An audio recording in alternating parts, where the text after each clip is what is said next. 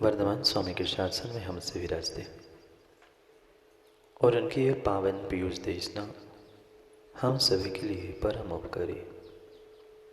अनादिकाल से हमारी आत्मा में जो जन्म, जरा और मृत्यु रूपी रोग लगे हैं, उन रोगों का उपशमन करने वाली कोई परम औषधि है तो वह एकमात्र यह जनवाणी भव्यात्मा। कुछ दिनों से हम सभी प्रयास कर रहे थे, जो प्रतिदिन प्रति समय हम इस संसार में इस जीवन जीते जीते जो जन्म, जरा और मृत्यु रूपी रोगों को प्राप्त कर रहे थे, उस जरा को, बुढ़ापे को और दुखों को दूर करने का प्रयास चल रहा था। ये निर्णय मुझे स्वयं के भीतर से करना होगा। संसार से और दुखों से अगर छूटना है तो मेरे लिए अन्य कोई भी सहयोगी बनने वाला नहीं है। जबकि जिनसे जिनसे हमने सहयोग, सहारा प्राप्त करने की उम्मीद बना के रखा था, समय आने पर वे ही हमें धोखा देकर चले जाते। और इसलिए अपने भीतर से ही हमें निर्णय करना था, इस जरा को दूर करने के लिए कर्मों की निर्जरा करना परम आवश्यक था। ग्रंथराज बारषणोपेक्षा में कुंद कुंद स्वामी 12 भावनाओं का चिंतन दे रहे थे। वैराग्य की एक ऐसी जननी यह 12 भावना है कि जिसके माध्यम से जीव अपने भीतर वैराग्य से परिपूर्ण होते हुए भगवान बनने की कला सीख लेता है। भगवान के दर्शन करना, बने हुए सिद्धों के राकेश भैया दर्शन कर लेना आसान बात फिर भी है। फिर भी बने हुए सिद्धों के दर्शन कर लेना फिर भी आसान है, पर बनने वाले भीतर के सिद्ध भगवान को पहचानना उतनी ही कठिन बात। अंतर मात्र और मात्र कर्मों के आवरण का है। वे भी ज्ञान दर्शन से परिपूर्ण सिद्ध अवस्था प्रकट कर चुके भगवान हैं, और हम भी बनने वाले भगवान मात्र कर्मों के साथ दुख उठा रहे हैं, अन्य कोई कारण नहीं है। जो ये दुख, दर्द, परेशानी, शरीर, बुढ़ापा, जन्म, मृत्यु, माँ, ये जितने जितने रोग हमें लगे हैं वे मात्र और मात्र इन कर्मों की सत्ता में ही लगे। जब तक ये कर्मों की सत्ता है, जब तक दो की जोड़ी है, तब तक काम बिगड़ेगा। अकेले को समझना होगा, अकेले को प्राप्त करना पड़ेगा, पर अकेले तभी बन पाएंगे जब चिपके हुए कर्म हमसे दूर हो पाएंगे। और आते हुए कर्मों को जो हमने आश्रव उसे रोकने को संवर समझा था, अब आगे थोड़ा सा और बढ़कर हमें उस निर्जरा भावना को भी समझना था। कुछ दिन से हम उस आश्रव को समझ रहे थे। माँ, ऐसा कोई भी समय शेष नहीं है जहाँ हम आश्रव नहीं करते। प्रति समय आश्रव जारी है। निर्णय हमें अपने भीतर बैठ के यही करना है कि मैं शुभ का आश्रव करूं कि अशुभ का आश्रव करूं। जितना अशुभ हम अपने तन से, वचनों से अपना नहीं कर पा रहे हैं, उससे कई अधिक बिगाड़ हमने अपने मन से सोच सोच के किया है। कोई दूसरे ने हमारा बिगाड़ नहीं किया, हमारा बिगाड़ करने वाला मेरा स्वयं का मन था, मेरे स्वयं के परिणाम थे। जितनी मेरे भीतर आज गंदगी है क्या? घर की नहीं, घर की दुकान की तो दिवाली में सबने साफ कर ली, पर अपने भीतर की जितनी जितनी गंदगी है वह कर्मों की मैंने स्वयं ने इकट्ठी की थी। अशुद्ध भावों से बंध किया था, अब विशुद्ध भावों से निर्जरा को भी प्राप्त कर। और जब तक ये बात हमें पता नहीं चलेगी कि घर में कचरा है, तब तक माँ साफ सफाई करोगे नहीं। फिर पहले हमें ये भान भी होना चाहिए कि मैंने अपने स्वयं के ऐसी करतूती के कारण पता नहीं कितने भवों से कैसे कैसे कर्म अपने भीतर गंदगी फैला के रखी है, उसे साफ मुझे ही करना होगा। अगर इस संसार से छूटना है तो पहले अशुभ छोड़ना होगा, और अशुभ को छोड़ना है चंद्री जी तो घर से छूटना होगा। एक कह के काम नहीं होगा, छोड़ना भी है और छूटना भी है। आज तक कई सारे चीजें हम छोड़ के आए, पर छोड़ा है राकेश भैया? घर छोड़ के आए, घर छोड़ के तो आए, पर फिर भी जाना कहाँ है वापस? वही आगरा पहुंचना है। ये छोड़ा है। विधानकर्ता भी बहुत सारे बैठे हैं। क्यों बैठे? पूजा जल्दी पूरी हो जाए और फिर से घर चले जाओ। घर छोड़ के आए हैं कुछ समय के लिए, घर अभी छूटा नहीं है। जब तक ये घर नहीं छूटेगा, ईंट चूने की घर की बात नहीं कर रहा हूँ। ईंट चूने के घर तो कई बार छूटे, छोड़ के भी आए, पर इस घर को जो किराए पे लेके रखा है, चक्रेश भाई कितना किराया देते हो? किसी दूसरे को किराया नहीं देना पड़ रहा है, पर ये पक्का मानना ये किराए का घर है, समय आने पर खाली करके जाना पड़ेगा। पर कितना समय हम इस किराए के घर को मेंटेन करने में और इस किराए के घर से जितने संबंध बने थे उनको मेंटेन करने में अशुभ अशुद्ध भावों से कर्मों का आश्रय बंद कर रहे हैं, हमें स्वयं को भान नहीं है। अगर इन कर्मों को छुड़ाना है, छोड़ना है, तो हमें सबसे पहले अपने भावों को संभालना होगा। क्योंकि द्रव्य, क्षेत्र, काल वही होते हैं, मात्र अंतर प्रत्येक जीव के भावों में होते। विचार करना शुभेंदु भैया, 2 दिन पहले भी आप इस पंडाल में थे क्या? 2 दिन पहले भी आप इस पंडाल में थे, 4 दिन पहले भी आप इस पंडाल में थे, पर जो भाव आज लग रहे हैं वो 2 दिन पहले थे नहीं थे। द्रव्य वही था, क्षेत्र वही था, काल भी वही था, पर अंतर इतना था कि हमारे भाव तब कुछ भिन्न थे, आज भाव कुछ भिन्न हैं। साक्षात परमात्मा और गुरु सामने बैठ गए, वह द्रव्य, क्षेत्र, काल भी भाव जैसे बदल गए। कभी मात्र सोना पंडाल था, पर्दे दिखते थे, दीवारें दिखती थी, तब तुम्हें टीन शेड दिख रहा था शुभेंदु भाई, तब टीन शेड बन रहा है कि नहीं दिख रहा था।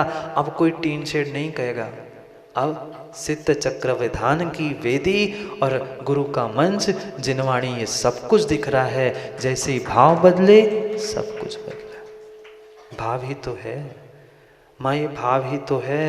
ये धातु के अलावा प्रतिमा क्या है? ये नंगे इंसान के अलावा सुरेश भाई और कौन है? ये कागजों के अलावा ये जिनवाणी है क्या? हमारी श्रद्धा, हमारा विश्वास है, सो इस नंगे पुरुष में भी हमें परमात्मा का रूप गुरु दिखता है, और उस पाषाण में भी हमें परमात्मा का रूप दिखता है। ये भावों की ही परिणति है, और इन ऐसे विशुद्ध भावों से ही हमें जो भीतर के कर्म हैं उनको निर्जीर्ण करना है। एक देश कर्मों को खिलाना, इसका अर्थ ही निर्जरा है। कितनी कितनी कितनी भावों से हमने अपने भीतर अशुद्धि की है। जब तक अशुद्धि और गंदगी की बात समझ में नहीं आएगी तो हमें सफाई करने में आनंद नहीं आएगा। माँ, घर की सफाई करते हो ना? कोई पड़ोसी भी आके घर में गंदगी करके चला जाए तो सफाई किसे करनी पड़ती है? आपको ही करनी पड़ती है। और माना कि धोखे से आपके ही हाथ से गंदगी फैल रही है तो किसे सफाई करनी पड़ेगी? आपको ही करनी पड़ेगी। जब हमने अपने भीतर के इस जीवन में गंदगी फैलाई है कर्मों से, तो सफाई भी मुझे ही अपने भावों से करनी होगी, अन्य कोई सफाई करने नहीं आएगा। ऐसा कहते हो क्या माँ? कोई पड़ोसी आके आपके घर में उनके बेटे ने कचरा कर लिया, उनसे लड़ने जाते हो? जाओ, तुम्हारा बेटा हमारे घर में कचरा करके आए, झाड़ू लगा के, वो हमारे घर में। घर मेरा है। जब घर मेरा है तो मैं स्वयं अपने घर की सफाई करता हूँ। ये घर भी वर्तमान में कुछ समय के लिए अब मेरा है, तो सफाई मुझे स्वयं को करनी होगी। और जब तक ये भीतर की सफाई को हम प्राप्त नहीं हो रहे हैं, तब तक हमारा काम बनने वाला नहीं है। कितने ही सुंदर महल, कितने ही सुंदर घर जो चाहे बना लेना, पर वह सुंदर बाहर की सफाई, पुताई, लिपाई, उससे काम बनने वाला नहीं। मुझे अंदर से पुताई करनी होगी, क्योंकि भाव आश्रव सबसे बड़ा शत्रु था। फिर भाव बंध जो आत्मा में चिपक चुका था, अब भाव संवर और भाव निर्जरा को भी प्राप्त है। बहुत बहुत बड़ी महिमा होती है उन भावों की। कितनी कितनी वर्षों से जब एक व्यक्ति अच्छे कार्य की भावना संजोता है, तब वह साक्षात फलीभूत होता है। क्यों दादा? कितने साल से? सुरेश भाई क्या नाम पिताजी का? हाँ? लालचंद। लालचंद दादा कितने वर्षों से स्वप्न संजोए थे कि कभी हम सिद्धों की आराधना, सिद्ध चक्र विधान भी करेंगे। वर्षों से संजोए हुए उस सपने को, उन भावों को आज साक्षात फलीभूत होते हुए देख रहे हैं। यह तुम्हारे विशुद्धि का और सभी के विशुद्ध परिणामों का ही प्रताप है कि हम साक्षात उन भावों के साथ कार्यों को भी निष्पादित करें। हाँ, 2 साल तो मेरे ही सामने हो गए सोचते सोचते। पीछे से आवाज आ रही, महाराज जी 25 साल से सोच रहे। सिद्धों की आराधना करने के लिए माँ जब 25 साल सोचना पड़ा, चंद्री जी सिद्ध बनने के लिए कितने साल सोचना पड़ेगा? थोड़ा सा विचार कर। बने बनाए सिद्ध, उनका मात्र आराधन करने के लिए, सिद्ध चक्र विधान के लिए व्यक्ति को इतना सोचना, इतनी तैयारी करनी पड़ती है। फिर हमें साक्षात सिद्ध बनने के लिए कितनी सारी तैयारी और कितने सारे भावों को संजोना होगा, हमें स्वयं विचार करना। जब तक निर्जरा नहीं है तब तक मोक्ष तत्व भी नहीं है, और जब तक सम्यक संवर नहीं है तब तक निर्जरा भी नहीं है। कितनी ही सफाई कर लो, कितनी सफाई कर लो, दरवाजे बंद नहीं है, पंखा बंद नहीं है, वही का कचरा वही घूमता रहेगा, पर बाहर होने वाला नहीं है। बाहर तो करना ही है कचड़े को कर्म रूपी, पर पहले आते हुए कर्मों को, आश्रव को रोकना होगा, तभी काम बन पाएगा। ये मत समझना विधान करता जितने जितने वह बैठे हैं, सभी भक्तों से यही कहना है, क्योंकि समय तो देना ही पड़ेगा। क्यों क्यों मैनेजर साहब, ऐसे भैया, समय तो अब देना ही पड़ेगा। जब समय देना ही है, तन भी देना है और धन भी, कर्ज तो कर ही लिया है, तन भी दे दिया है, धन भी दे दिया है। मन लगाकर अगर पूजा करते रहोगे, भक्ति करोगे, तो विश्वास मानना यही तुम्हारा संवर और निर्जरा है। यही बहुत बड़ी तपस्या हम बैठे बैठे कर। लोगों ने तपस्या का अर्थ यही समझ के रखा था, किसी पेड़ के नीचे जाकर मैं भूखा प्यासा खड़ा हो जाऊंगा, मेरी तपस्या नहीं।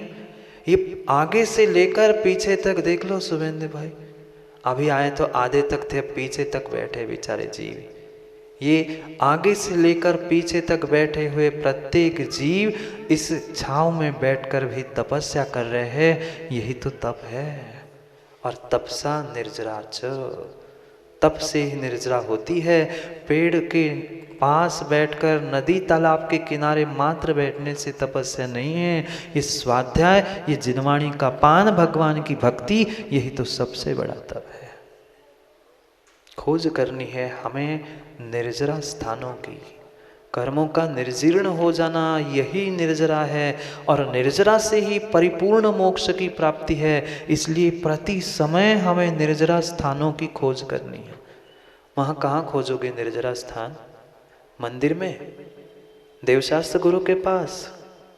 जरूरी नहीं है। मात्र मंदिर में निर्जरा स्थान नहीं है, हम जहाँ बैठेंगे वहाँ कर्मों की निर्जरा करने का स्थान बना सकते हैं। पर क्या करें, हम जहाँ निर्जरा के साक्षात स्थान थे, देव शास्त्र गुरु की आराधना के स्थान थे, आयतन थे, वहाँ भी जीवों ने वकील साहब कर्मों का बंध करना प्रारंभ कर लिया। ऐसा ही है, ऐसा ही है, जहाँ हमें कर्मों की निर्जरा देव शास्त्र गुरु के चरणों में करनी थी, वही बैठे बैठे आज कई ऐसे जीव हैं जो कर्मों का बंध कर रहे हैं। भूल जाते हैं अपने अनादि काल के संस्कारों के कारण कि हमें कर्मों की निर्जरा करनी थी, जहाँ वहीं पर हम राग द्वेष करते करते कर्मों का बंध कर रहे हैं।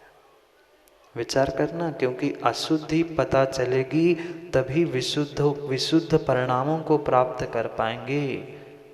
जिस दिन हमें अपनी गलती का एहसास होगा, उसी दिन हमें उस गलती को सुधारने का पुरुषार्थ करना होगा, और वही गलती का सुधारने का पुरुषार्थ ही तुम्हारे विशुद्ध परिणाम है। वही विशुद्ध परिणाम है, और उस निर्जरा के स्थान की वही से प्रारंभ होने वाला है। कहाँ खोजोगे? किसी बाहर स्थान में जाकर नहीं, सर्वत्र जहाँ तुम बैठो वहाँ अपने भीतर अच्छे भावों से कर्मों की निर्जरा कर सकते हो। अपने आत्म कल्याण के लिए, अपने आत्म कल्याण के लिए जो भी तुमने छोड़ा है वह तुम्हारा तप है। कोई बहुत बड़ी बला नहीं है तपस्या करना। क्या उपवास करना ही मात्र तप है? नहीं है, मात्र उपवास करना तप नहीं है, और भी बहुत सारे तप है। अपने स्वयं के कल्याण के लिए जो तुम किसी इच्छा का, वस्तु का, किसी का त्याग कर रहे हो, छोड़ रहे हो, वही तप है। और किंचित कथनचित दूसरों के सुख के लिए जो तुम छोड़ रहे हो, वहाँ वह त्याग है। त्याग और तप में थोड़ा सा ही अंतर है। स्वयं के आत्म कल्याण के लिए जो तूने त्याग किया है वह तप है, और दूसरों के सुख के लिए, दूसरों को कष्ट से दूर करने के लिए जो उसके उपकार रूप तुमने वस्तु को छोड़ा है, वह तुम्हारा त्याग है। त्याग ही तो है। कितने सारे जीव अपना समय छोड़कर यहाँ आके बैठे हैं, यह उनका सबसे बड़ा त्याग और सबसे बड़ी तपस्या है। उस तप को ही आज कुंद स्वामी समझाने वाले, क्योंकि ये तो हमें पता ही है 2 प्रकार की निर्जरा। उस 2 प्रकार की निर्जरा की ही व्याख्या अगली गाथा में कर रहे हैं कुंद स्वामी। पढ़ते हैं पहली गाथा को, आपके सामने गाथा लिखी है, उसको पढ़ेंगे, फिर एक एक शब्दों के द्वारा कुंद स्वामी के उन रहस्यमयी बातों को समझने का प्रयास करेंगे। कोई माथे पर टोकनी लेकर कहीं कचरा डालने जाना नहीं है, पर अपने भीतर के उन अशुद्ध भावों को निकालकर विशुद्ध भावों तक पहुंचने का प्रयास करना है। काम तभी होगा, भीतर का मल, भीतर का जो हमारा अंधकार है वह निकलने का, जब हम भीतर से ज्ञान ज्योति प्रकट करें।